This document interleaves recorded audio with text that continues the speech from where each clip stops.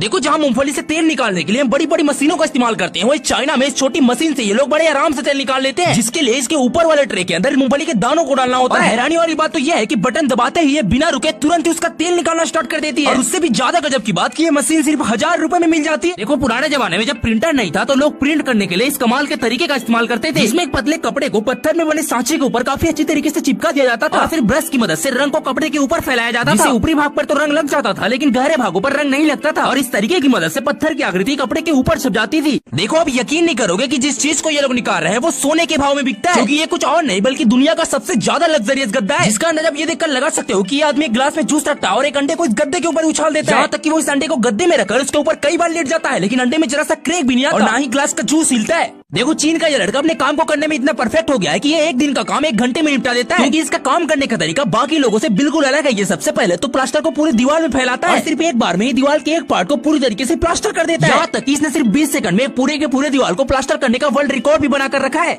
देखो चाइना के लोग अपने गार्डन को खूबसूरत दिखाने के लिए कैसे कैसे अजीब चीजों का इस्तेमाल करते हैं, क्योंकि वो अपने गार्डन में दिन के समय पर कुछ इस तरह की अजीबोगरीब लाइटों को गाड़ देते हैं। लेकिन लाइट्स को मामूली बिल्कुल मत समझना, क्योंकि इनमें छोटे छोटे सोलर पैनल लगे होते हैं, जिससे दिन भर ये लाइट काफी अच्छी तरीके से चार्ज हो जाते हैं, और जैसे ही रात होती है ये गार्डन को कुछ इस तरीके से काफी ज्यादा खूबसूरत बना देते हैं। देखो कैसे ये छोटा सा गैजेट स्कूल जाने वाले बच्चों को कितना सारा टाइम बचा रहा है, क्योंकि अक्सर बच्चों को स्कूल जाते वक्त चोटी करने में काफी ज्यादा टाइम लग जाता है, और इसी वजह से चाइना में इस छोटी सी मशीन को बनाया है, जिसके अंदर जैसे ही आप बालों को फंसाते हो तो ये मशीन खुद ब खुद घूमते हुए चोटी को काफी अच्छी तरीके से बना देती है। लेकिन सबसे खास बात तो यह है कि इसे चोटी बनाने में बस 10 सेकंड का ही टाइम लगता है। यार दिमाग लगाओ तो इस बंदे के जैसा, क्योंकि देखो इस आदमी ने अपने साइकिल के हैंडल को कितने कमाल तरीके से कस्टमाइज किया है, क्योंकि इसने हैंडल को निकालकर एक कुर्सी को लगाया है, जिसकी मदद से अगर इसको साइकिल चलाते चलाते थक लग जाए तो इसमें बैठकर आराम कर सकता है। और यही नहीं, इसने अपने घर के छाते को भी इस तरीके से बनाया है कि उसे छाता पकड़ना न पड़े, वो छाते को अपने पीठ पर इस तरीके से बांधकर बारिश में भी बड़े आराम से काम कर लेता है। देखो कैसे आप ऐसे बर्फ के टुकड़ों की वजह से बेवकूफ बन जाते हो, क्योंकि अक्सर मूवीज में इस तरह के नकली बर्फ के टुकड़े बनाए जाते हैं, जिनको कि टेप से बनाया जाता है, जिसके लिए एक टेप को सीधा करके उसमें 4 छोटे छोटे टेप को लगा दिया जाता है, और फिर टुकड़ों को आपस में जोड़ के उनको चारों तरीके से टेप लगाकर एक बॉक्स बना दिया जाता है, जिसके बाद इन पर हल्का सा पानी का स्प्रे मारते ये बिल्कुल असली बर्फ की तरह लगते हैं। देखो चीन के होटलों में किसी तवे पर रोटी नहीं बल्कि इस तरह की रेत पर रोटी बनाई जाती है, जिसके लिए आटों के अंदर मसाले को डालकर उसे इस खौलते हुए रेत के ऊपर रख देते हैं, और फिर धीरे धीरे करके उसे रेत से अच्छी तरीके से ढक देते हैं, और 10 से 15 मिनट बाद रोटी जब अच्छी तरीके से सीख जाती है तो ऊपर से रेत को कपड़े की मदद से हटा लिया जाता है, जिसको थाली में डालने के बाद ये लोगों के खाने के लिए बिल्कुल ही रेडी हो जाती है।